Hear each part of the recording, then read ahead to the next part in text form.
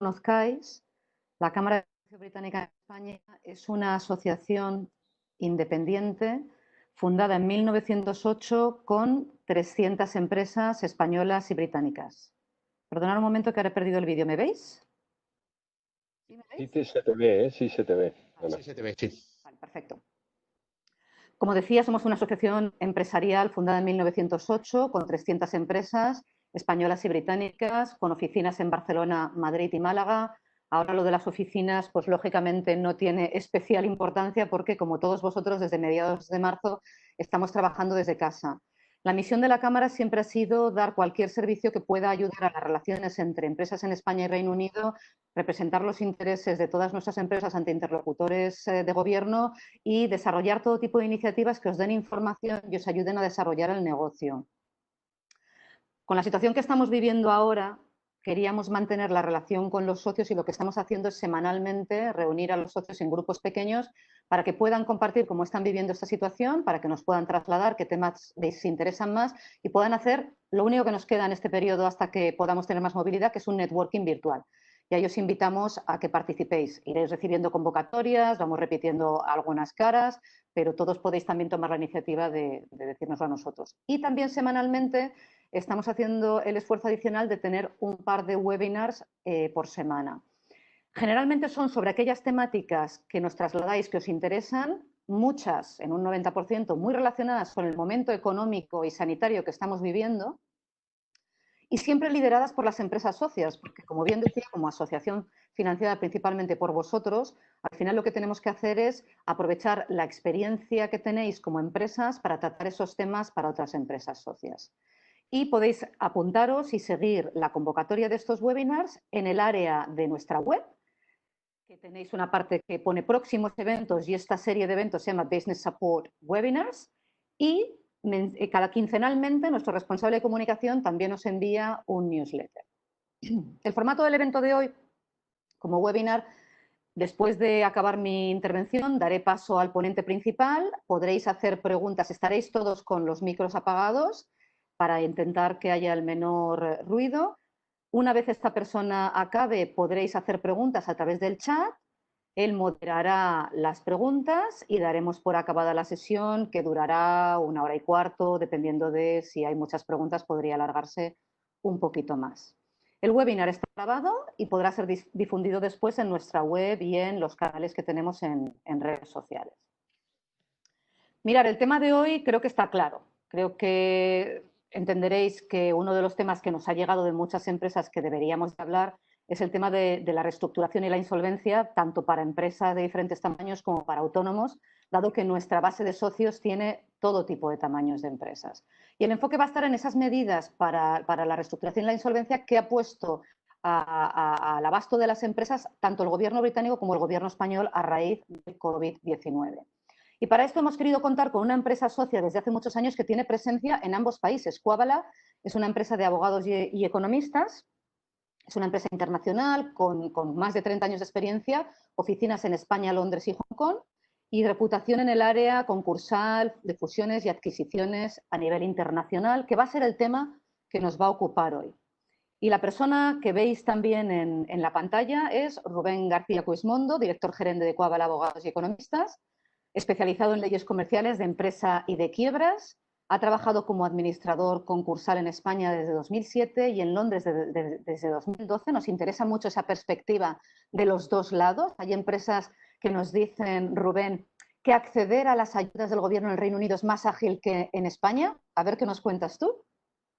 Y con enorme experiencia en estos casos de insolvencia transfronterizos. Rubén participa habitualmente como panelista en foros sobre ese tipo de asuntos de internacionalización empresarial y oportunidades tanto en España, en Reino Unido, como en países asiáticos.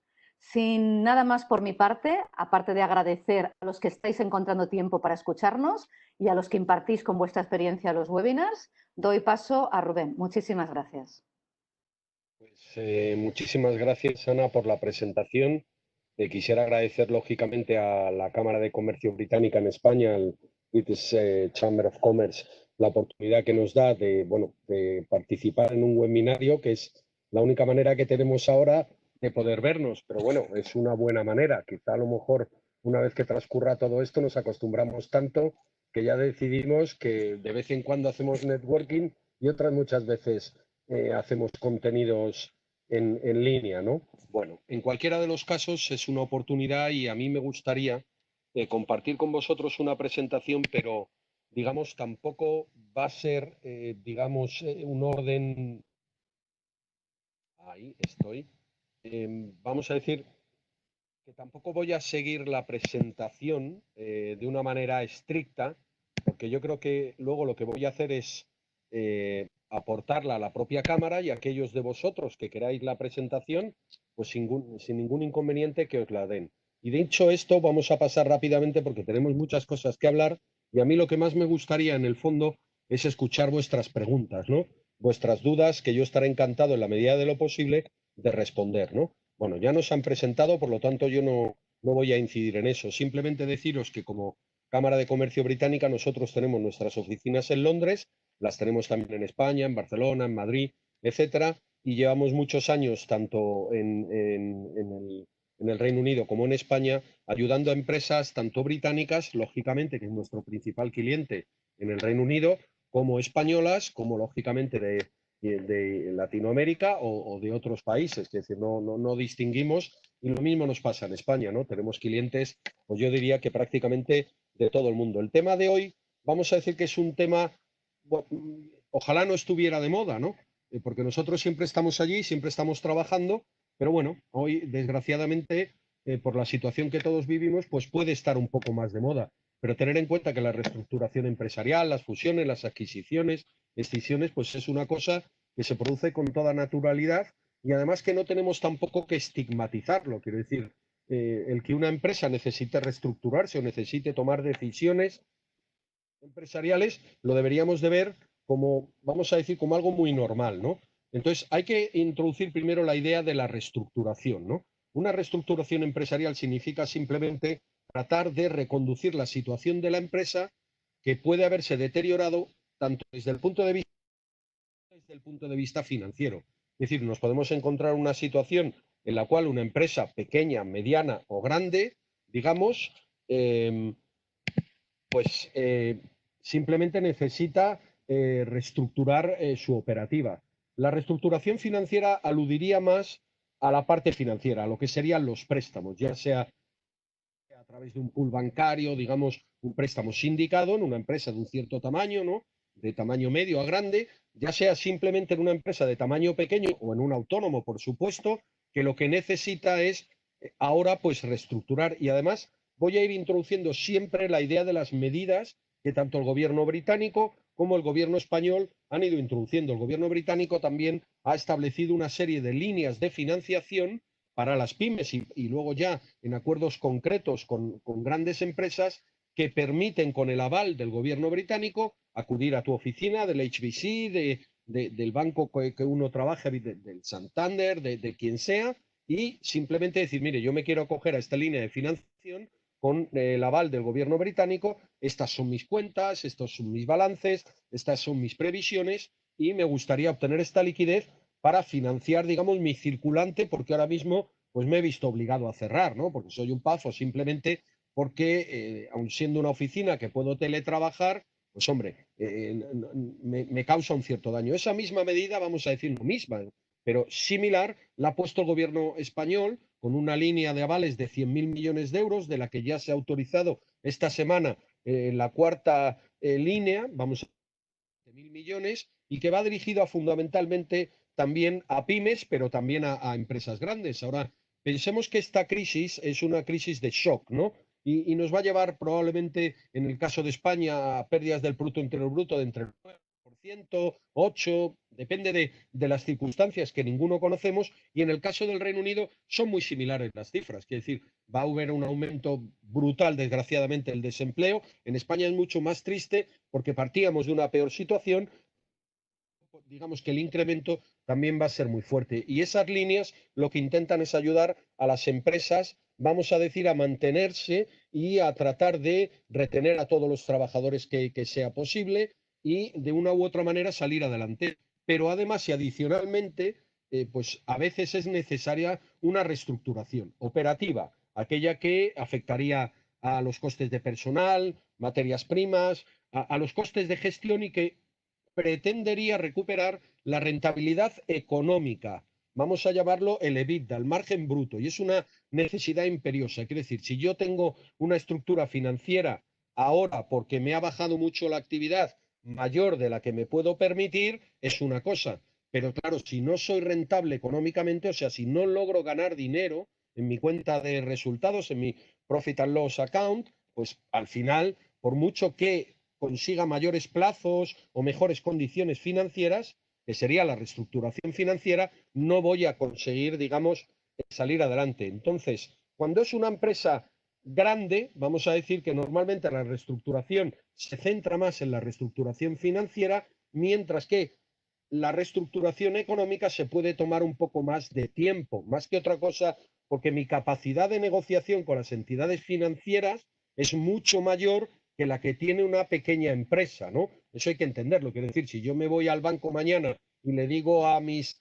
entidades financieras, pues bueno, señores, yo tengo una deuda de 480 con ustedes a través de un crédito sindicado de 250 millones, que el director es el HBC, pero que está repartido entre 6 bancos, pues ya os digo yo que se sientan a negociar. Luego se llegará o no se llegará a un acuerdo, pero que se sientan. Ahora, si yo voy allí y le digo, mire, le debo 20.000 euros de esta línea, esta póliza de crédito y estos 30.000 de este, digamos, financiación, bueno, pues probablemente a lo mejor no es tan fácil que una entidad financiera sienta, digamos, la necesidad de sentarse conmigo a negociar. Y entre esos dos mundos extremos, el del autónomo con una financiación más pequeña, una empresa que le permite realizar una reestructuración, pues vamos a decir que existen todo tipo de posibilidades, ¿no? Entonces, bueno, no me permite avanzar la página, yo no sé exactamente por qué, no sé, bueno,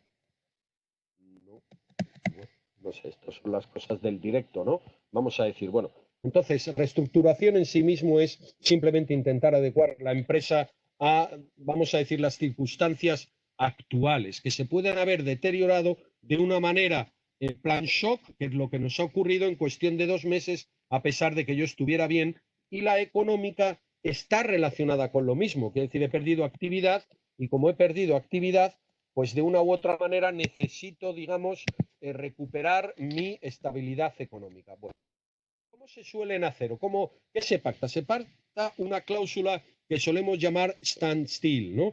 Que lo que hace es decir, señores, nos quedamos en este momento donde estamos, ustedes se comprometen a no ejecutar, digamos, si vencieran acciones singulares o tuviera vencimiento de la póliza de crédito, lo dejamos todo congelado de momento, pactamos eso y nos ponemos a negociar una reestructuración. Lógicamente, este tipo de cláusulas, standstill, se utilizan normalmente cuando la empresa ya tiene y por lo tanto puede imponer, vamos a decir, esa necesidad a las financieras, ¿no? Si uno pretende instalar un standstill porque debo 1.000.000 de libras, 1.000.000 de euros, me da igual, Reino Unido, España, pues probablemente el banco puede que no se preste a ello, ¿no? Y esa realidad hay que también aceptarla, quiere decir, la capacidad, el poder de negociación es fundamental en todas estas situaciones, ¿no?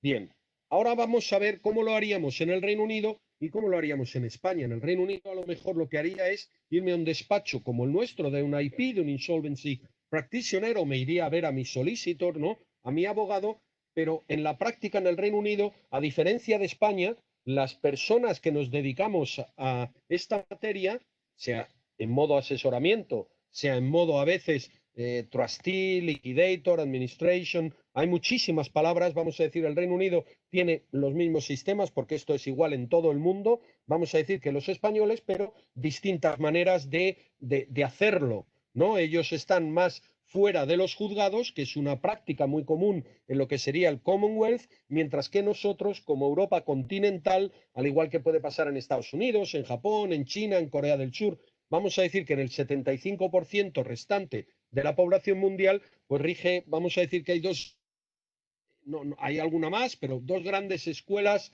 del derecho, el Common Law, veintitantos por ciento de la población mundial, y el, digamos, el derecho continental europeo, ellos lo denominan Civil Law, que es el que tenemos, digamos, en el resto de la Unión Europea. Pero cuidado con el resto de la Unión Europea, porque nos quedan países dentro de la Unión Europea con tradición, digamos, del common law, como podría ser Malta o podría ser el caso de Chipre, que no solo tienen como idioma oficial el inglés, sino que además tienen este sistema. Cuidado con Estados Unidos, que no es un sistema common law, un sistema que depende de cada uno de los estados, además de sus leyes federales. Pero eso no es importante. ¿Cómo empezaríamos en el Reino Unido? Me iría a ver a mi insolvency practitioner y le diría, mire, yo quiero reestructurar mi empresa, pero quiero que continúe adelante. Yo pretendo que mi empresa, creo que es posible sacarla adelante. Tendríamos una conversación, hablaríamos, nos pasa, digamos, pues sus cuentas de resultados, el balance de situación,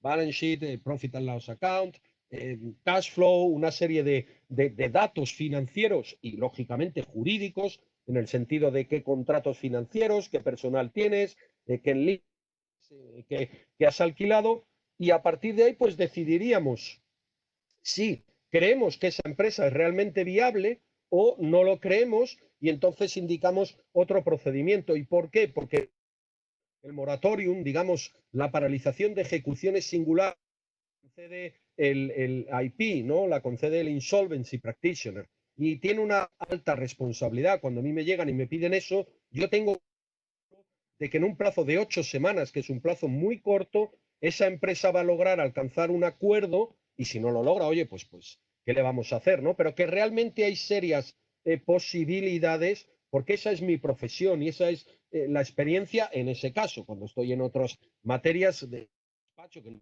por supuesto únicamente no hacemos esto, pues, digamos, estudiamos la situación junto con el administrador, los accionistas de la sociedad, y vemos si esa posibilidad de una administration que puede acabar en un, digamos, en un CVA, en un Creditor Voluntario Arrangement, que en España lo podríamos traducir, digamos, como un acuerdo extrajudicial de pagos, incluso de refinanciación. Luego hablaré de los famosos Scheme of Arrangement, pero que no están regulados en el derecho británico, en el Insolvency Act, sino que están regulados en el Companies Act, que es la ley de sociedades de capital en España, o la ley concursal, ahora denominada texto refundido de la ley concursal, porque se acaba de aprobar un texto refundido que lo que hace es sistematiza y ordena nuestro ordenamiento en materia concursal.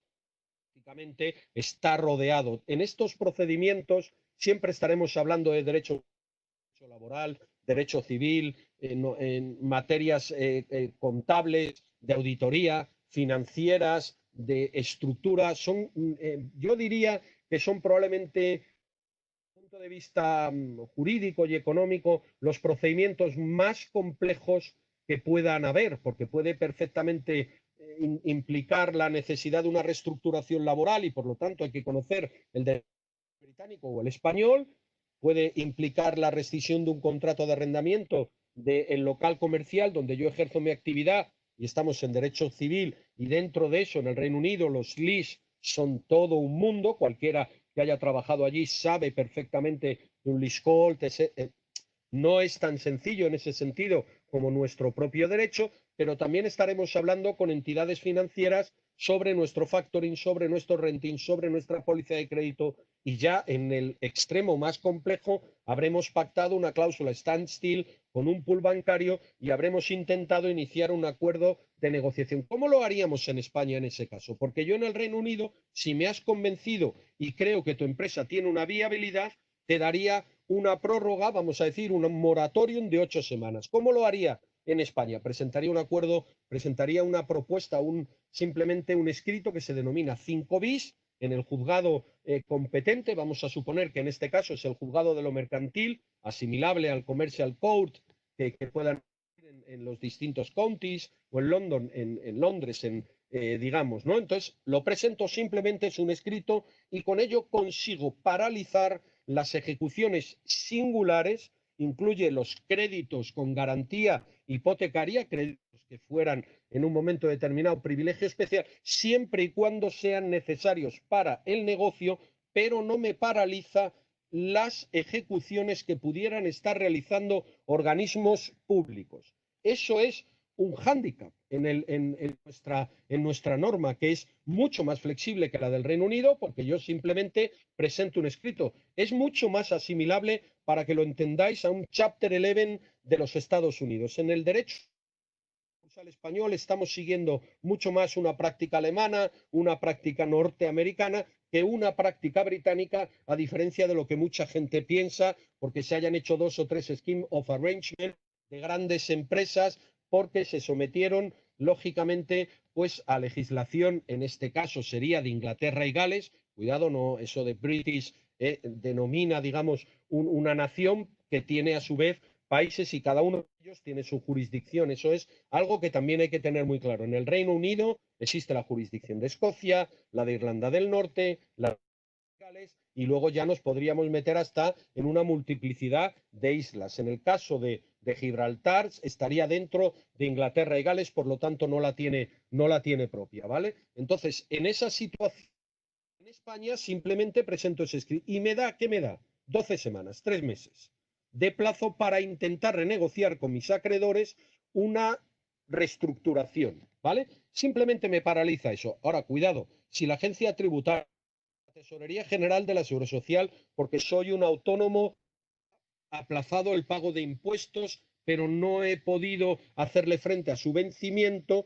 cuidado, porque eso no me lo está paralizando en el caso, digamos, de los créditos públicos, a diferencia del Reino Unido, en el que sí el moratorium establecido por el Insolvency Practitioner sí lo lograría, ¿vale? Sí lograríamos paralizarlo. Lo cierto también es que la práctica ahora mismo en el Reino Unido se está en discusión vamos a decir, el que Her Majesty Revenue and Customs, ¿no? Que es como allí se denomina la Agencia Estatal de Administración Tributaria, recupere algún que otro privilegio que había.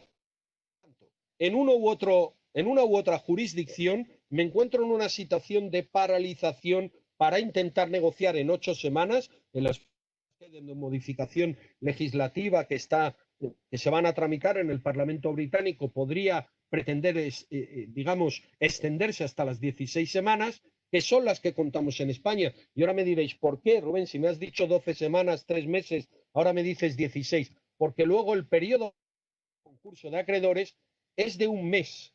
Por lo tanto, se suman a los 3 meses. Tenemos 4. Y me dices, pero bueno, en el caso de Abengoa estuvieron un año negociando, ¿no? La directiva europea dice que un mínimo de 4 meses, la directiva 1023-2019, que va a tratar el tema de la reestructuración e insolvencia dentro de los Estados miembros de la Unión Europea, por lo tanto, que ya no afectará al Reino Unido, no tendrá la obligación de transponerla. La obligación, digamos, vencería en el 2021, supuesto en el cual el Reino Unido ya dejará claramente no solo que ya no es Estado miembro de pleno derecho de la Unión Europea, sino que habrá acabado el periodo transitorio que termina el 31 de diciembre de este año. Si allá hay voces que dicen se prorrogará o no, bueno, la realidad es que termina el 31 de diciembre de este año, lo cual quiere decir también, cuidado, la normativa europea sigue siendo normativa hoy día del Reino Unido. Por lo tanto, el reglamento europeo, que no la directiva, el reglamento europeo de insolvencia y reestructuración le es aplicable. Si yo inicio un procedimiento antes del 31 de enero, podré acogerme, porque así está previsto, digamos, en los acuerdos, aunque todavía no han firmado ninguno, pero vamos a decir que los provisionales. Por tanto, ahí tenéis la posibilidad. Y luego, ¿a dónde me iría?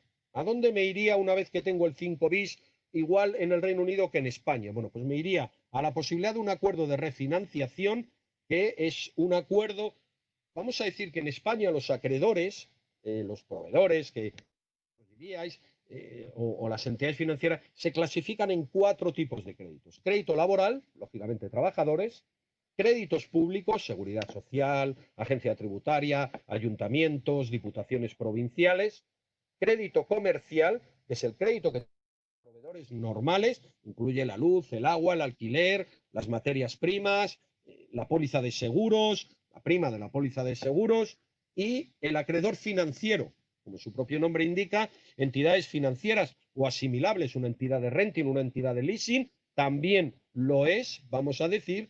Y lo que normalmente busca el acuerdo de refinanciación que sería lo más asimilable a un Scheme of Arrangement en el Reino Unido, y ahora haré un punto y aparte en ese caso para tratar el Scheme, dado que no está dentro del régimen de insolvencia. Lo que pretende es negociar con los acreedores financieros en ese periodo de 3 meses del que me he dotado para intentar renovar la situación financiera. No está afectando al crédito laboral, se siguen pagando en principio los sueldos de los trabajadores, no está afectando al crédito comercial, aunque probablemente se está alargando el periodo medio de pago de los acreedores comerciales, ni, por supuesto, como os decía antes, está afectando a las obligaciones tributarias, ¿no?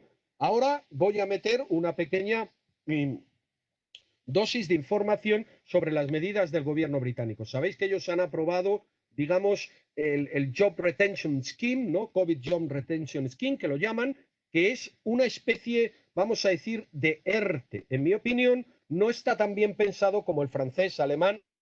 ¿Por qué? Porque obliga a furlough, o sea, dejar al trabajador, al igual que en Estados Unidos, que tienen otras matizaciones, o sea, que es también más flexible como el de Europa continental, al 100%.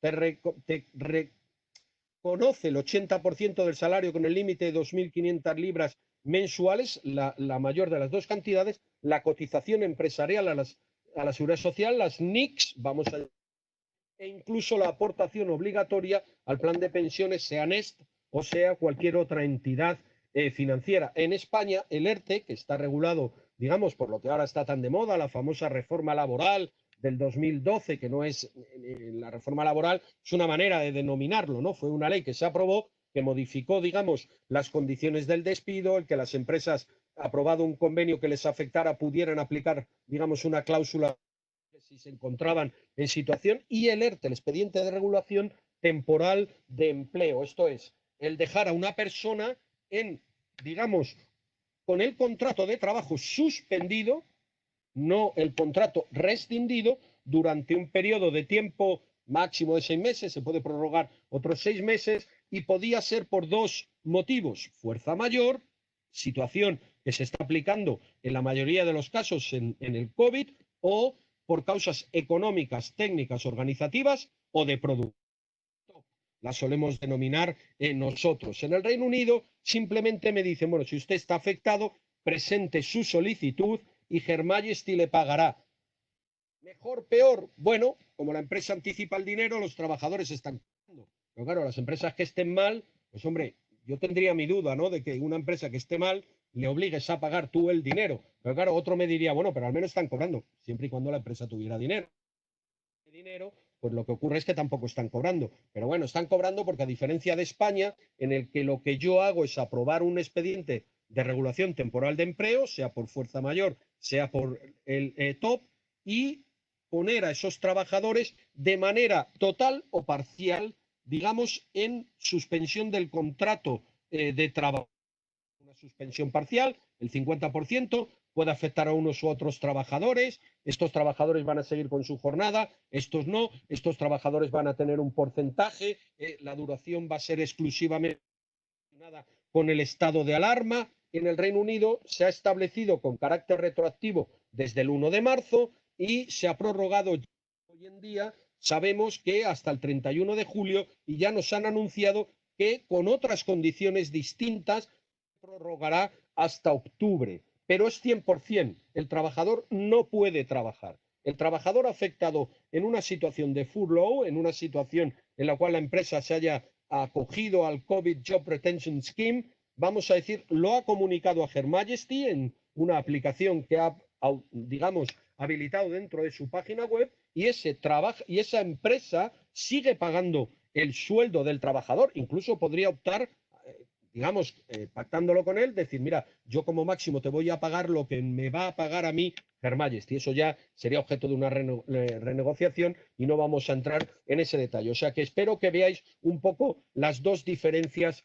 que hay. En mi opinión, por eso digo que en este caso sale que probablemente ganando el sistema español, al ser, digamos, más flexible, pero pudiera ser muy criticable si, como está ocurriendo, parece que no todos los trabajadores están cobrando. Y todo eso es independiente de que yo esté en un artículo 5 bis, por lo tanto he abierto un periodo de renegociación en la jurisdicción española, o me haya ido a ver a un insolvency practitioner y me haya metido en un moratorium y esté intentando, digamos, esté en un proceso de administration en el cual estoy intentando proponer un acuerdo a mis acreedores. Eso mismo en el individual, que dirían en el Reino Unido, en la persona natural, también se podría hacer. Allí, en vez de llamarlo CVA, Creditor Voluntary Arrangement, o sea, un convenio con los acreedores que necesita una mayoría del 75% y que se aprobará, y que, si lo considera así el Insolvency Practitioner, me daría ese periodo de moratorium. En España, digamos, es distinto, ¿no? En ese periodo yo estaría negociando un acuerdo con mis entidades financieras, si fuera una empresa mediana o grande, y si fuera una empresa, un autónomo o una pequeña empresa, pues estaría intentando negociar un acuerdo extrajudicial de pagos.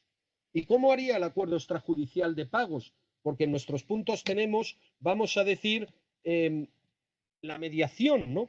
Bueno, pues iría a un notario. O sea, ¿cómo se pide eso en España si yo soy un autónomo que tengo 2 trabajadores y una pequeña tienda, y además de acogerme a todas las medidas posibles que me ha aprobado el gobierno, de créditos, de ERTES, de aplazamiento de impuestos? Luego haré alguno por nos han permitido el aplazamiento de impuestos. En este caso, en mi opinión, el Reino Unido sí que sale ganando respecto al aplazamiento que hemos consentido en España. Bueno, yo me he acogido a todas esas medidas y ahora lo que ocurre es que estoy negociando, pero soy un autónomo, soy una pequeña empresa, tengo creada una entidad mercantil, una sociedad limitada, una sociedad anónima, pero bueno, hombre, yo tengo 3 trabajadores, 2, 5, digamos, los que sean, ¿no? Pero soy una entidad pequeña, ¿no? Bueno, pues podría negociar con mis acreedores financieros, con mis acreedores comerciales, podría negociar con mis trabajadores, acreedores laborales, no con los acreedores públicos. En ese caso, si yo quisiera llegar a un acuerdo de aplazamiento del pago de las deudas que pudiera haber tenido con la agencia tributaria o con la seguridad social, tendría que hacerlo en un procedimiento, digamos, individual, no dentro de ese esquema que no vincula digamos, a las entidades financieras, al crédito público. Por lo tanto, imaginemos que yo digo, señores acreedores, bueno, estamos en esta situación, yo no les voy a poder pagar el alquiler en la totalidad, pero quiero renovarlo y quiero, digamos, no voy a entrar en la situación de acudir a una rebus sic stantibus, que suena fatal, pero digamos es la palabreja típica latina para romper el pacta sunt servanda, esto es, los contratos libremente establecidos entre las partes se deben de cumplir, pero si hay circunstancias especiales puedo romperlos o puedo modificarlos, pero eso no es sencillo, ¿eh? Cuidado, no vale decir, oiga, es que hay un COVID aquí y yo no le quiero pagar el alquiler. Cuidado con eso, ¿eh? Mucho cuidado con eso, porque hay que actuar de buena fe y hay que tratar de llamar a lo que diríamos en el Reino Unido el landlord, o lo que diríamos en España nuestro arrendador, y negociar con él de buena fe una posibilidad de acuerdo, y no simplemente ir, presentar una demanda en un juzgado y decir, mire, yo me acojo a esto y además quiero que se me aplique una rebus sic stantibus y me bajen el 40% del alquiler en el próximo año porque me va fatal. No, eso es un proceso, digamos, de negociación, ¿no? Algo bilateral entre las partes de buena fe que intentan llegar a un acuerdo. Entonces, el acuerdo extrajudicial de pagos requiere una serie de mayorías, al igual que el acuerdo de refinanciación.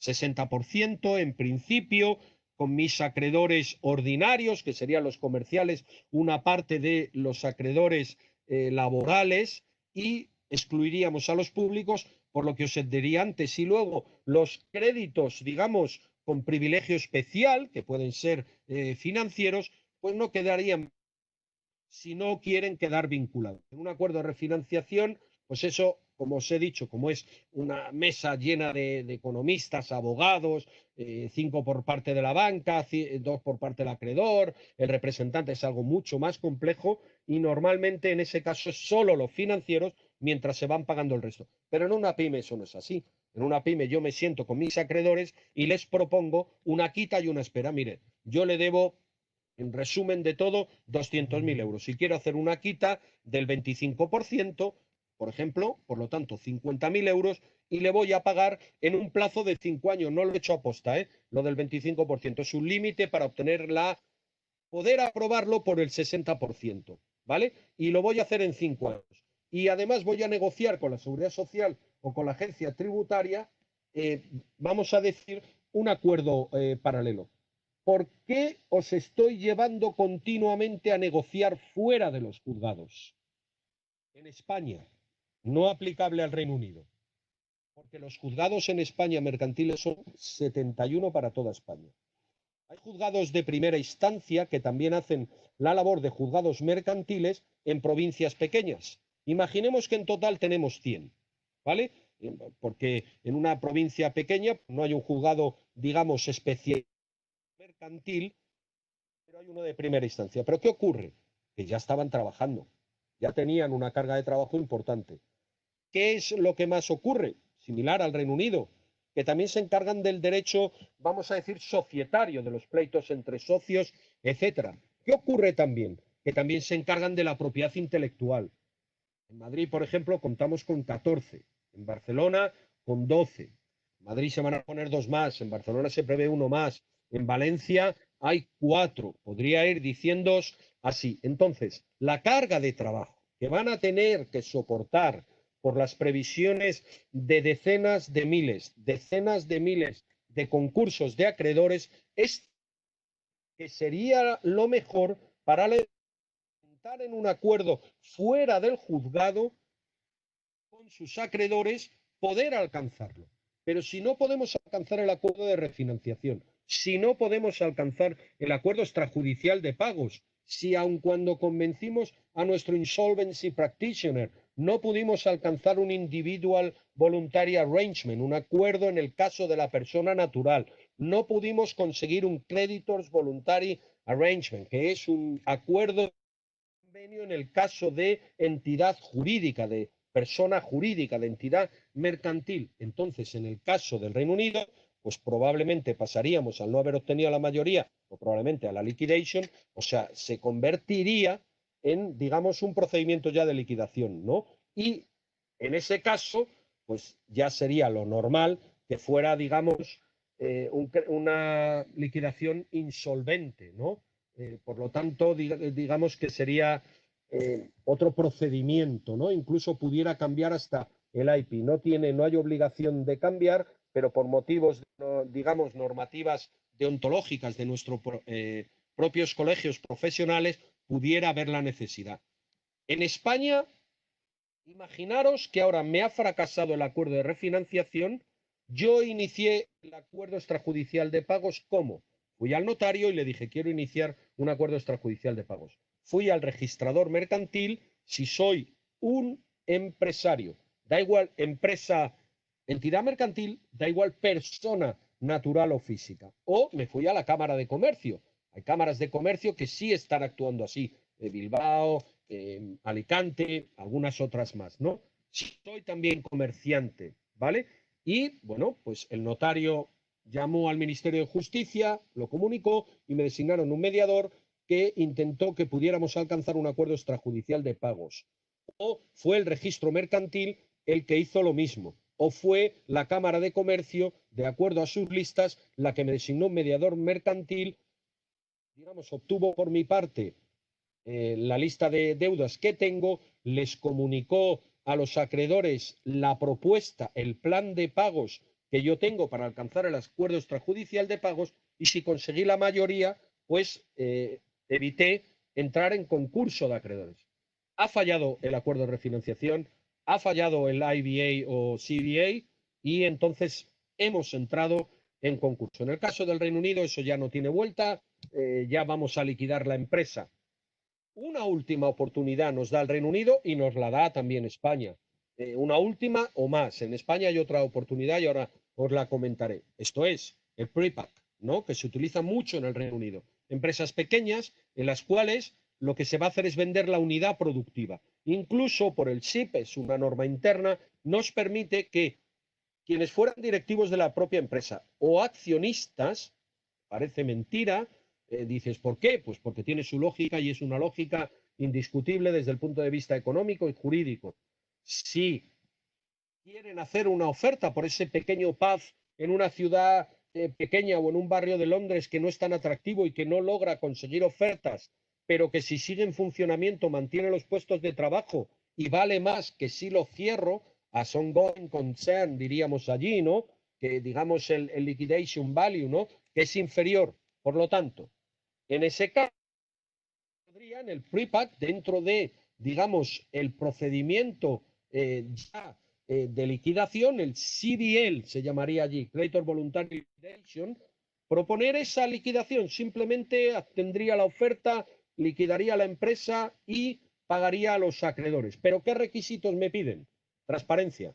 Si hay acreedores, si la NewCo, la empresa que va a comprar ese PAF, está relacionada con la sociedad, por sus accionistas, por sus directivos, se me debe de poner en mi conocimiento. Y cuidado con eso porque es un delito penal no hacerlo, ¿vale? No voy a entrar en las criminal offense, pero mucho cuidado porque eso es muy importante. Segundo, tengo que llamar a alguien que evalúe, que dé un valor, digamos una price, que me dé un valor a qué vale ese PAF. Tercero, tengo que intentar venderlo, realmente venderlo, contratar una empresa que lo ponga en el mercado y lo intente vender. Cuarta y fundamental, el de la oferta será mayor que el valor vendiéndolo sin liquidándolo, ¿vale? Porque a lo mejor lo que ocurre es que, oye, como era propietario del inmueble o lo que sea, los acreedores consiguen más simplemente cerrando, despidiendo a los trabajadores, vendiendo el inmueble y luego pagando a los acreedores. Los acreedores, que son en ese caso los perjudicados, también tienen derecho. ¿Es posible esta misma solución en España? No, con administradores o con los mismos socios. Nuestra doctrina, nuestra jurisprudencia no ha admitido eso, ¿vale? No desconfíe, a decirlo así. Ahora, yo podré también presentar, fallado todo, digamos, la liquidación y junto a la liquidación presentar una oferta por la unidad productiva que llamaríamos en España. Estos señores me quieren comprar el PAF, el restaurante, la fábrica y ofrecen tanto. Haríamos una subasta extrajudicial en un notario, en el colegio de procuradores, y si no hubiera, bueno, lógicamente lo normal es contratar a una empresa especializada en la materia que se encargue, lógicamente, de hacer M&A, ¿no? De hacer mergers and acquisition. Por eso nosotros estamos todo el día, la gente supone que el administrador solo cierra, liquida, despide. No es cierto. Un alto porcentaje de nuestro trabajo consiste en reestructurar y revitalizar empresas, venderlas. Siempre nos gusta mucho más esa solución. Ahora, cuando no hay otra solución que liquidar, pues liquidamos, ¿vale? Perfecto. Y ahora decía, y el derecho español nos da otra posibilidad todavía, sí, la propuesta anticipada de convenio, que podemos pactar en ese 5 bis periodo de negociación con nuestros acreedores, pero que a diferencia del acuerdo extrajudicial de pagos, que digamos no me obligaría a ir a concurso, porque si llego a ese acuerdo lo elevo a escritura pública en el notario y se lo comunico al registro, a la Cámara de Comercio o al juzgado competente y ya lo cumpliré o no lo cumpliré, pero ahí está hecho a 5 años con una quita del 25%, con el acuerdo que yo haya podido hacer, digamos, pero en el caso de la propuesta anticipada de convenio, tengo que instar el concurso, solicitar el concurso de acreedores, pero una propuesta anticipada de convenio que normalmente habré negociado con mis acreedores y que me dará una mayoría, o que no he negociado y he conseguido su apoyo, porque parecería contradictorio. Si hubiera usted tenido el apoyo, pues entonces no habría ido al concurso de acreedores. Pues no, no habría ido, lógicamente. Pero es que en la propuesta anticipada de convenio me requiere unas minorías más bajas, porque entro en concurso, porque ya va a ser controlado por el juzgado, designar un administrador concursal. Siguiente oportunidad. No he hecho propuesta anticipada de convenio durante la negociación o la he adjuntado a mi solicitud aún no aprobada y la pretendo presentar en el concurso una vez tramitado en el juzgado. También puedo, pero recuerdo que los plazos, como os iba diciendo, serán mucho más lentos. Fijaros que he ido, yo creo que a una velocidad bastante importante, ¿no? Por lo tanto, intentemos fuera de los juzgados, Reino Unido, España. Si no podemos, todavía tenemos unas últimas oportunidades de alcanzar acuerdos en el caso español con la propuesta anticipada de convenio, con el convenio ordinario. con la venta de la unidad productiva pedida a la liquidación junto con la solicitud del concurso. Ahí nos quedan esas oportunidades. ¿Y quién tiene que votar a favor de un convenio en España? Pues la mayoría simple de los acreedores, vamos a decir ordinarios, los subordinados no votan y los acreedores con privilegio general, vamos a decir que normalmente públicos y los trabajadores, si no votan no quedan vinculados, pero con determinada mayoría puedo incluso también vincularlos. Yo no puedo explicaros del todo el detalle de algo tan complejo como es esto que os decía, que es muy, muy complejo, porque una empresa, por pequeña que sea, pensar en una empresa de 5 trabajadores, vosotros diréis, bueno, pero si esa empresita, esto no es problema, pues yo os garantizo que nos crean más problemas que las de 500 o las de 5.000 trabajadores. Y diréis, pues hombre, Rubén, no exageres, ¿por qué? Pues porque es una cuestión de cantidades y de recursos humanos. Si yo estoy en una empresa grande, tendré un director financiero, tendré un director de recursos humanos, de estrategia, de marketing internacional, un gerente, un consejo de administración, tendré a lo mejor una firma de auditoría excelente. Tal. Si estoy en una pequeña empresa, como es normal, humano y comprensible, pues estaré hablando probablemente con un administrador que coincide con los accionistas y que además no tiene todos esos recursos que encima, si no está pagando a los trabajadores, pues se le han dado de baja y se han marchado y tendré que hacer el mismo proceso.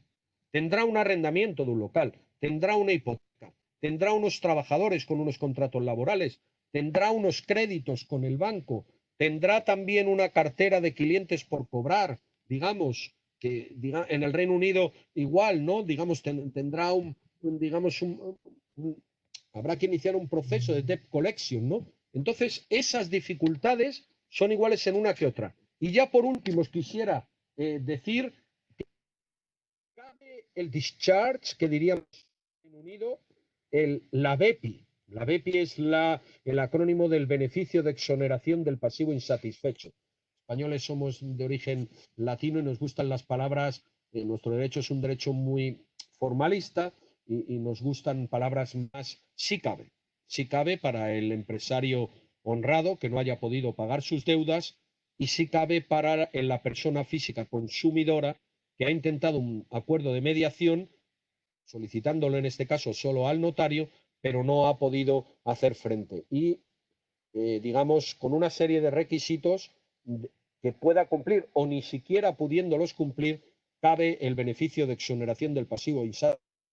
No se aplicaría un artículo que todo español que ha nacido después de 1880 lo tiene en la mente, que es el 1911 del Código Civil, que respondes con tu patrimonio presente y futuro, lo cual te condena a toda la vida deber ese dinero, a diferencia del Reino Unido, que no es así. Yo no me puedo meter a explicaros ese detalle, pero sí pensar que existe en España desde 2015 y que tenemos una directiva en camino que nos lo puede mejorar y en ambas jurisdicciones siempre de buena fe. No haber sido condenado por delitos contra la agencia tributaria, la hacienda pública, delitos sociales, etcétera. Igualmente en el Reino Unido, ¿vale? Es decir, no pensemos que esta exoneración de pagar a quien debo, los principios generales del derecho son que si yo debo, debo de pagar. Y si no, no haber comprado o si no, no haber pactado. Ahora, si no puedes, por excepción, lo hiciste todo bien, eres una persona honrada y creerme, es normalmente el 90 y tantos % de los casos. Todo el mundo le gusta ir a aquel señor o señora que se aprovechó de las circunstancias y no me pagó y no sé. Bueno, hombre, cuando llevamos años, la inmensísima mayoría de los ciudadanos y empresas son honradas, hacen su trabajo y si se ven afectados por circunstancias excepcionales, les tenemos que dar mecanismos para continuar con su actividad, para reestructurar, para alcanzar acuerdos o, en el peor de los casos, liquidar y, sobre todo, no condenar a una persona al ostracismo. Y ya un último. El Reglamento Europeo de Insolvencia sigue estando en vigor en el Reino Unido y serviría, digamos, para grupos empresariales que tienen filiales o personas, británico que tiene una casa en Alicante, no iba a decir español, que la tiene en Cardiff porque no es tan común. Es mucho más común Os doy las gracias. He tratado de ir muy rápido. Como veis, es un tema muy complejo porque me podríais hacer preguntas de cualquier circunstancia y desde el punto de vista contable, Rubén, la masa patrimonial, yo la tendría que responder, me podríais luego hacer una de mercantil, de civil, de laboral o de financiero y tributario o de situación de previsión económica, tendría también que responder en la medida, en que pudiera. Y bueno, ahora pasamos a las preguntas y bueno, muchísimas gracias por haber escuchado esto, que bueno, no es lo más agradable de escuchar así un jueves por la mañana, pero verlo como una posibilidad de revitalización que siempre ha estado ahí y que ahora en estas circunstancias tan excepcionales. Yo soy miembro de asociaciones de Estados Unidos, Reino Unido, Asia, Iberoamérica, Europa, Alemania, soy del colegio alemán, español, británico. Está pasando con mayor o menor intensidad en todo el mundo. Unos lo han hecho mejor, otros lo han hecho peor, hecho a lo hecho pecho, que diríamos en España, y ahora lo que hay que hacer es intentar buscar mecanismos que ayuden a las personas físicas, autónomos, pymes, medianas, grandes. Aquel que crea que esta crisis solo va a afectar al pequeño y mediano empresario no sabe nada de crisis. Esta crisis se va a extender y llegará a los estados. Y ya con eso lo dejo, pero no penséis que la banca, las entidades aseguradoras, las grandes, todos van a estar afectados porque es una onda que recorre la economía y entre todos también la inmensa mayoría, también os puedo decir, vamos a salir adelante. O sea, no tengáis la más mínima duda, vamos a salir adelante. Muchísimas gracias. Bueno, ahora yo...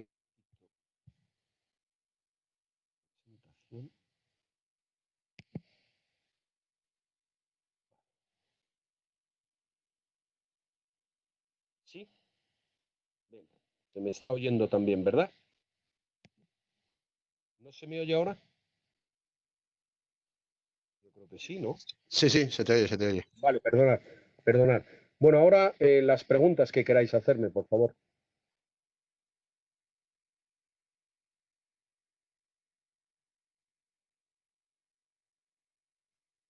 Bueno, pues voy a mirar el chat.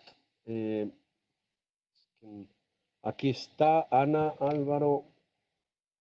A ver, voy a empezar con el máximo orden y brevedad posible por las preguntas. Buenos días a todos, muchas gracias. Gracias por todo. Espero que vaya bien, bien, bien. La legislación laboral del Reino Unido es más flexible que la española. ¿Qué opina usted y cómo podría afectar en el mercado laboral español la anulación de la reforma del 2012? ¿Cree que solo esta noticia, se lleve o no a cabo, podría incrementar los concursos de acreedores de forma inmediata? Bueno, voy a tratar de responderla de una manera... A ver, hay una idea desconcertante para mí, es que poco más o menos que en el Reino Unido no hay derechos laborales, no hay legislación laboral, no hay respeto a... Hay una legislación laboral, hay unos derechos laborales, hay unas trade unions y hay unos convenios colectivos. Cierto. O sea, no lo dudéis. Y cuando te despiden en el Reino Unido, también hay que cumplir con todos los procedimientos y, por supuesto, que hay unos juzgados laborales. De hecho, por ejemplo, cuando se envía una carta de despido a un trabajador en el Reino Unido, se le notifica que tiene el derecho a recurrir, etcétera, ¿no? Bien, perfecto. Dicho eso, el coste del despido es mucho más barato y eso hace que el mercado laboral británico sea muchísimo más flexible que el español y le lleva a tasas de desempleo mucho más bajas. Pensemos la que tenía en febrero del 2019, que ahora la probablemente triplicará o cuatriplicará, ¿no? Llegando a donde nosotros estábamos. Tenía una tasa de paro, el desempleo del 4%. ¿Por qué? Pues porque es mucho más fácil rescindir un contrato de trabajo, porque la indemnización en caso de rescisión del contrato de trabajo es mucho más, vamos a decir, más sencilla y más barata, y eso hace que el empresario le dé menos miedo contratar y por lo tanto haya más oportunidad. Y luego porque también hay una figura que se creó del trabajador que se le puede llamar para determinadas actividades. La reforma laboral del 2012, ¿no? Bueno, parece que ya se han venido atrás, han tardado horas. Hoy ha salido un comunicado, parece ser de Bildu y Unidos Podemos, directamente diciendo que no se había acordado eso. Yo no sé si es por un toque de la Unión Europea o por la razón que sea. A ver, en cualquiera de los casos, ahí está anunciado.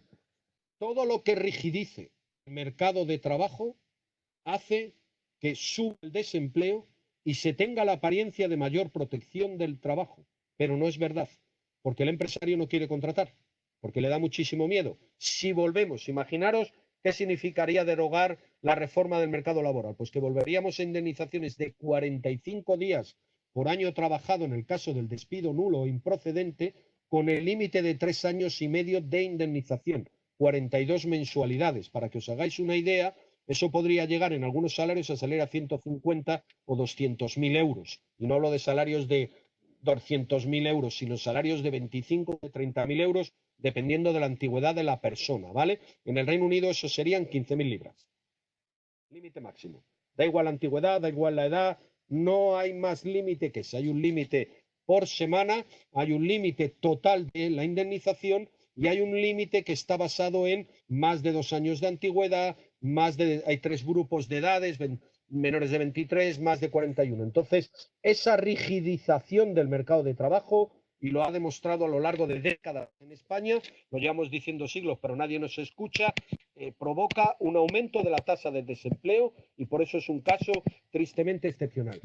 Hay un efecto económico que se denomina el efecto anuncio, ¿no? Aquellos que nos dedicamos a la materia económica y jurídica lo conocemos. El efecto anuncio lo que produce es que inmediatamente empresas y consumidores reaccionan. Por lo tanto, hoy probablemente, mañana, la semana que viene serán los días de más número de despidos en España de los últimos 10 años. Si cualquier empresario tiene sentido común y le dicen, mire, si usted despide hoy, puede pagar 20 días con el límite de un año, 33 con el límite de 2, y si despide cuando hagan la reforma, va a pagar con 45 días por antigüedad, pues ¿qué haríais vosotros si tuvierais que despedir trabajadores? Si estuvierais pensándolo, si estuvierais en las circunstancias de tener vuestra tienda cerrada, vuestra fábrica, vuestra empresa, y supierais que de 10 trabajadores, todos ellos buenos, todos ellos buenas personas, 2 o 3 no podrán continuar porque si no la empresa se va. ¿Qué haríais? Pues despedir. Iríais a los despachos, que estamos recibiendo llamadas de manera masiva, y diríais, se puede sí hazlo cuanto antes, ¿no? Vale, desgraciadamente eso se le llama efecto anuncio. Y por eso los banqueros centrales, por ejemplo, el Banco Central Europeo, la Reserva Federal, o el Banco de Japón, o el del Reino Unido, estamos en la Cámara Británica, jamás se pronuncian anticipadamente sobre las bajadas de tipos de interés, sobre la política monetaria que van a, excepto que quieran, cuando expresamente quieren lanzar un mensaje a la comunidad. Lógicamente, el efecto anuncio haría que la medida que tomaran no tuviera validez o no surtiera los efectos o generara un efecto pernicioso contrario, como ha ocurrido. Por lo tanto, y no lo dudéis, ya desgraciadamente haga el anuncio que haga, digamos, partidos, que son partidos, vamos a decir, pues muy de izquierdas, ¿no? No va a tener efecto. El efecto lo has causado.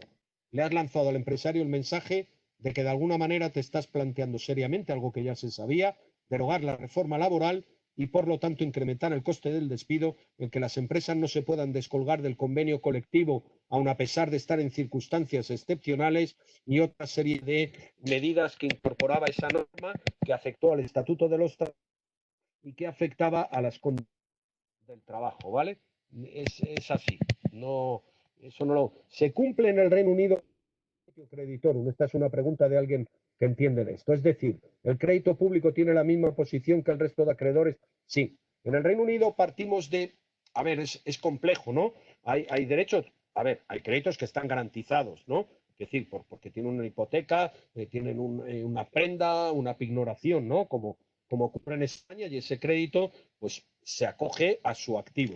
En el Reino Unido, además, se ha ido avanzando debido a la par conditio credit en intentar, digamos, protegerme cuanto antes, ¿no? Me vendo las mercancías, pero tengo una cosa que se llama ROT, ¿no? Retention of Title. O me he ido metiendo una serie de cláusulas, digamos, que me proteger, vamos a decir, en caso de que la empresa vaya a concurso. Pero, en principio, entre los acreedores que denominaríamos en España ordinarios hay par conditio creditorum, aunque está previsto modificar esa circunstancia en el caso de Her Majesty Revenue and Customs, vamos a decir, la agencia estatal de la administración tributaria, para mejorar un poco su posición. Me gusta hacer una serie de preguntas sobre el concurso. En el concurso persona física, ¿es posible evitar la responsabilidad por deudas? Lo he dicho, del 1900, el beneficio sí es posible cumpliendo con una serie de requisitos. No tener nada, que en el Reino Unido lo tramitaríamos mediante una cosa que se llama DRO, que es Debt Relief Order, que es cuando tienes menos de 20.000 libras de deuda, menos de 1.000 libras de activo, no has hecho eso en los últimos 5 años, eres de buena fe, exonerarte y no vuelvas por aquí en 5 años, y cada vez que contrates algo deberás de decir que has sido objeto de este procedimiento. En España también es posible, y es posible incluso no teniendo nada, pero se exigen una serie de requisitos, como es en principio que dejemos el acreedor público en un lado. Normalmente no debe, por seguridad social, es un empleado, no paga impuestos, IVA y IRPF como la persona física que es empresario, y sí es posible obtener el beneficio de exoneración del pasivo insatisfecho, que en el Reino Unido llamaríamos discharge. A diferencia del Reino Unido, el discharge se produce al año automáticamente. O antes, si se ha alcanzado un acuerdo, una IBA o Debt Relief Order o lo que sea. En España podría llegar a tardar más años, ¿vale? Desgraciadamente es más lento, ¿no?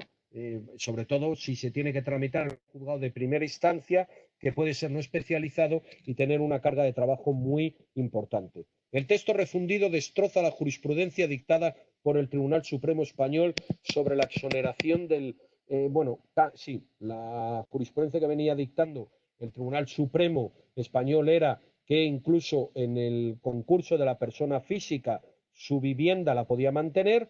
El texto refundido lo respeta, siempre y cuando el valor de la vivienda no sea muy superior al crédito hipotecario. Cuidado con eso. O sea, si mi vivienda vale 500.000 euros y mi crédito hipotecario vale 100.000, hay que liquidarla para pagar a los acreedores, Reino Unido o España, ¿vale? Pero si mi vivienda vale menos que el crédito hipotecario, es mi hogar, vamos a llamarlo así, ¿no? Home, ¿no? Que diríamos en inglés, pues en ese caso sí que puedo retenerlo y podría obtener el beneficio de exoneración, pero al crédito público no. El crédito público, que el Tribunal Supremo de marzo y de junio del 2019 nos vino a decir que no se le reconocía ningún privilegio especial y que podría estar dentro del acuerdo colectivo que se alcanzara dentro del acuerdo extrajudicial de pagos o convenio, ha conseguido, mediante la aprobación del texto refundido de la ley concursal, salir de eso. El texto refundido de la ley concursal no es ni más ni menos que la ley concursal, pero con 752 artículos, y se ha aprobado ahora en mayo. Tiene una vacatio legis, un periodo hasta su entrada en vigor, que es el 1 de septiembre del 2020. ¿Puede el mediador concursal, una vez cobrada la mediación, cobrar el concurso? Sí.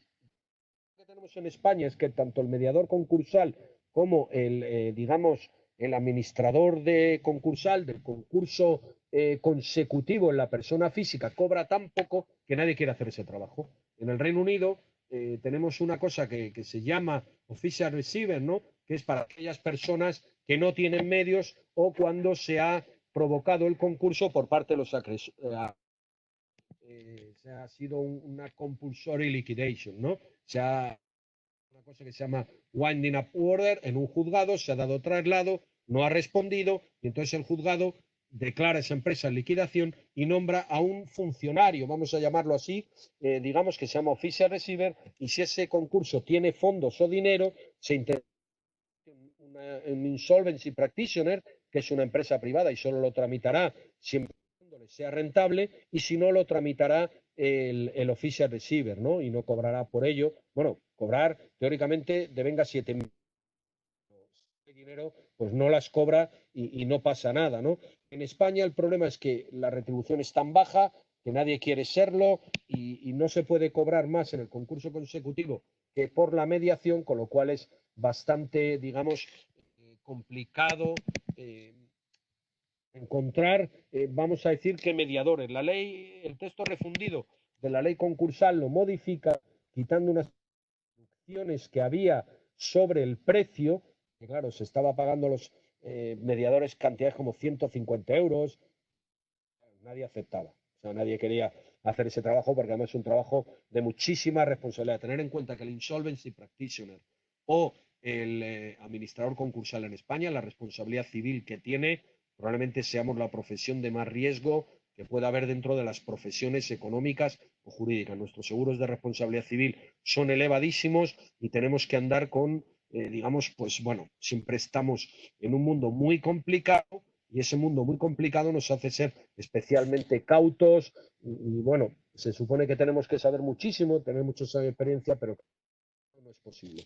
Entonces recomendaría presentar los concursos de persona física en España antes del texto refundido de la ley concursal. Sí, lo recomendaría.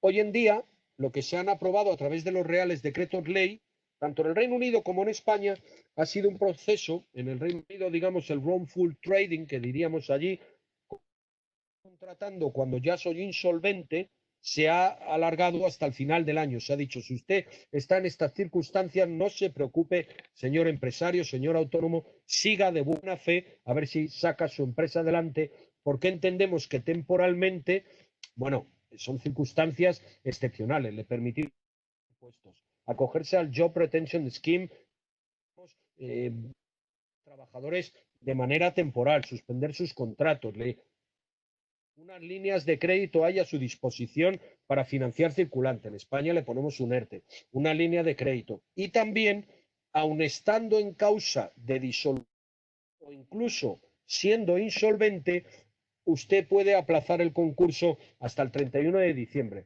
Si tenía aprobado un convenio, puede reconveniarlo hasta el 14 de marzo del 2021 o si tenía aprobado un acuerdo extrajudicial de pagos o un acuerdo de refinanciación, de hecho ya se están renegociando muchos y por estas circunstancias no va a poder cumplir con los plazos de pagos, también tiene usted hasta el 31 de diciembre, hasta el 14 de marzo del 2021 para renegociarlo y además no vamos a admitir a trámite, al igual que en el Reino Unido, digamos, en el Reino Unido no vamos a admitir a trámite aquella winding up petition, ¿no? Aquella solicitud de liquidación de una empresa.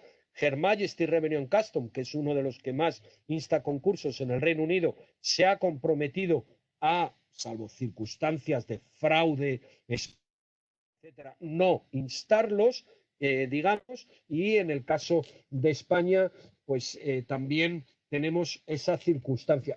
Dicho eso, por el cambio introducido en el texto refundido de la ley concursal respecto al crédito público, y esto ya es una materia muy técnica, en el caso del concurso de persona física o del autónomo o incluso de posibles responsabilidades en empresas muy pequeñas, podría ser recomendable no aguantar e intentar iniciar ya directamente el acuerdo porque estaríamos en la legislación y la jurisprudencia dictada por el Tribunal Supremo en mejores condiciones. Y yo creo que no me quedan más preguntas. No sé si... una pregunta. ¿Cómo influye la directiva del Parlamento Europeo y del Consejo sobre los marcos de reestructuración preventiva, sobre para eficiencia? Bueno, vamos a ver. Hay una directiva europea que se ha aprobado, la 1023-2019, que va a obligar a cambiar los acuerdos de refinanciación que os he dicho anteriormente del concurso de la persona natural, sea empresario. La directiva solo se refiere a la persona natural empresaria, al autónomo, mejorando, ¿no? Que el discharge se consiga en un máximo de 3 años, que ese procedimiento permita al que no tenga que liquidarse todos los activos de su empresa si alcanza un acuerdo extrajudicial de pagos, incluso que se le permita mantener la vivienda habitual si con ello no mejorara la situación, como ya pasa en España, y también va a permitir alargar y va a crear una figura que es muy propia, digamos, también del derecho británico, que yo os decía antes, que es el Insolvency Practitioner, en este caso se le va a llamar administrador del mecanismo de reestructuración. Ya por último, quisiera decir, porque no comenté el Scheme of Arrangement, que es el más famoso del Reino Unido. El Scheme es un acuerdo privado, sometido a standstill, está regulado solo por una frase en el Companies Act y en realidad se comienza, porque yo llamo a mis acreedores financieros, es para grandes empresas, no es para pequeñas empresas. Yo les llamo, firmamos un acuerdo de standstill, se comprometen a no ejecutar y a mantener mi financiación y luego, posteriormente, yo presento eso en un juzgado, Commercial Court, el juez hace una primera vista en la que determina si los grupos que van a votar ese acuerdo para obtener la mayoría del 75%, vamos a decir que son homogéneos y comparten intereses.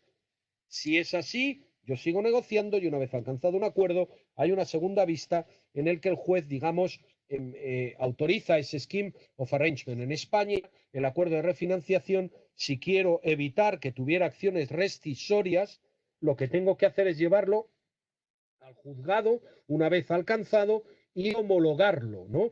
Y también cabe en ambos casos la confidencialidad, etcétera, ¿no? Por lo tanto, el scheme no es ni siquiera un procedimiento de insolvencia. De hecho, no comenzó históricamente así de ninguna manera, ¿no? Es un procedimiento de reestructuración de deudas financieras que se pacta y bajo supervisión del juzgado. En ese sentido, y por eso os decía que España no sigue esa tradición, sigue la norteamericana del Chapter 11, porque el debtor está en posesión, quiere decir, el administrador continúa con su empresa, pacta con sus acreedores financieros, puede mantener la confidencialidad, si alcanza la mayoría, simplemente presenta un escrito en el juzgado habiendo alcanzado ese acuerdo de lo mercantil, el juzgado se lo homologa, eso lo protege de acciones rescisorias respecto a ese acuerdo y además tiene lo que se llamaría cram down o arrastre, esto es que los acreedores disidentes que no estuvieran de acuerdo con el acuerdo no van a poder ejercer, digamos, acciones singulares contra el mismo si ha sido aprobado en ambos casos, en el Reino Unido y en España, pero más sencillo, más flexible en el caso español y en este caso además también viaja perfectamente bien si uno se somete, de hecho nosotros lo hemos hecho a jurisdicción española y a los juzgados y tribunales, digamos, de Madrid, de Barcelona, de Valencia o lo que sea. Es decir, el caso de Abengoa, os voy a decir que tenía actividad en 92 países y centenares de filiales. Y se alcanzó todo en un acuerdo de Sevilla.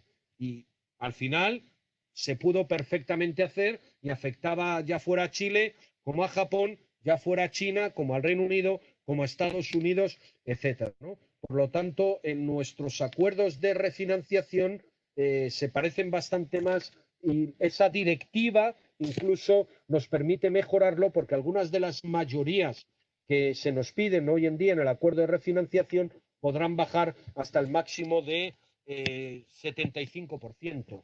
Yo creo que sí que ahora he respondido a todas las preguntas. Así que, si no hay más, teniendo en cuenta que esto es un tema así más flexible, no es un tema sencillo, ¿no? Tener que tener en cuenta, pero la idea que yo quiero que la idea que le quede a quien no es profesional, que lógicamente quien es profesional no necesita que yo le diga nada, es que es posible la reestructuración, es posible fuera del juzgado, es recomendable realizarlo, seas una pequeña o una mediana o gran empresa, que hay soluciones posibles tanto en el Reino Unido como en el caso español y por supuesto la hay para la persona británica con casa en España, la hay para la persona española con casa en el Reino Unido, o sea, tenemos todo tipo de posibilidades y todavía tenemos en vigor la normativa europea, con lo cual lo que se acuerde en el Reino Unido podrá ser homologado.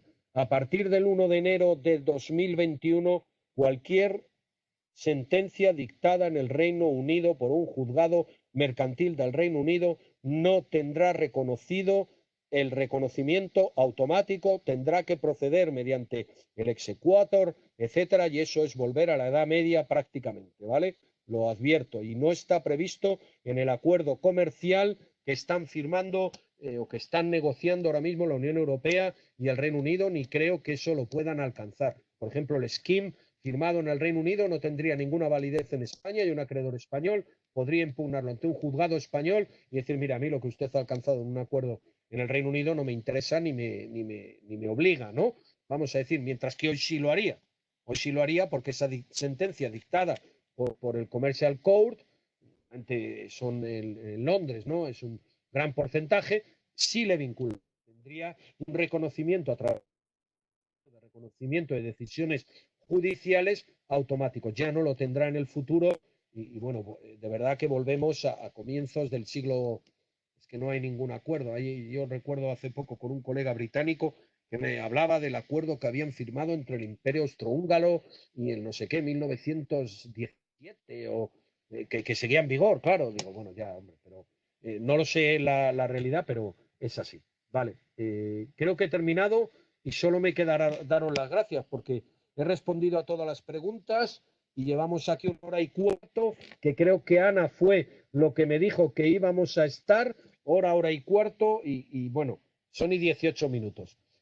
Me he pasado 3 minutos más y estando en una Cámara de Comercio británica debemos honor a la puntualidad. Muchísimas gracias a todos. Hasta la próxima. Ya nos conocéis y yo recomiendo que por favor busquéis un profesional. No hace falta cuábala.